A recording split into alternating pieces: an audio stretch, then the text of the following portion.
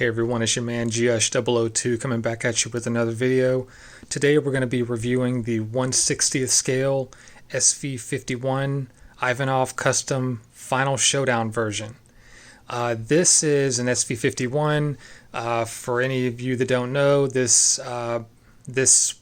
vehicle was in the Macross Zero anime. It was one of the enemy Valks. I do have the earlier version, the Nora type, and that was manufactured by Yamato. This is actually my first Arcadia product. I do believe that Yamato and Arcadia are one and the same now. But, I normally, collect Bandai figures, as you can see from my, library. But anyway, so this is, first foray into Arcadia stuff. I hear they make pretty good stuff, so we're gonna get stuck in with the review. So, as always, part 1 is going to be fighter mode, part 2 is going to be Batroid mode, and part 3 is going to be part 1 is going to be fighter, part 2 is going to be Gearwalk, part 3 is going to be Batroid, and that's pretty much going to be it. So yeah, that's what's coming up. And I'm sorry about not posting the 4th part from from Chuck's review VF31E.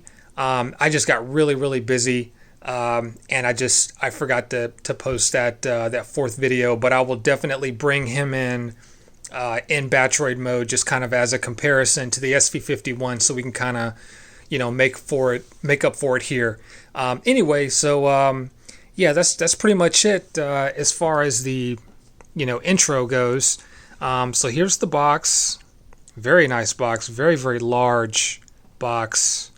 And yeah, so you flip the cover here, you've got the 3 modes of the SV-51.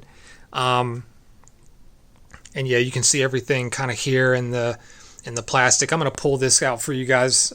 Just sit tight. Alright guys, so I'm back. So I got the entire tray kind of slid out of the box here. And yeah, I mean, everything is in this plastic clamshell here.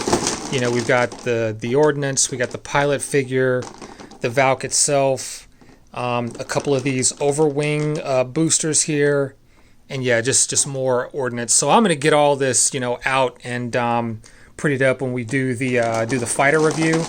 But yeah, this is also something new as well. Just a nice little nice little box art here. That's pretty cool. So yeah, let me go ahead and get this clamshell open, and I'll be right back with you guys.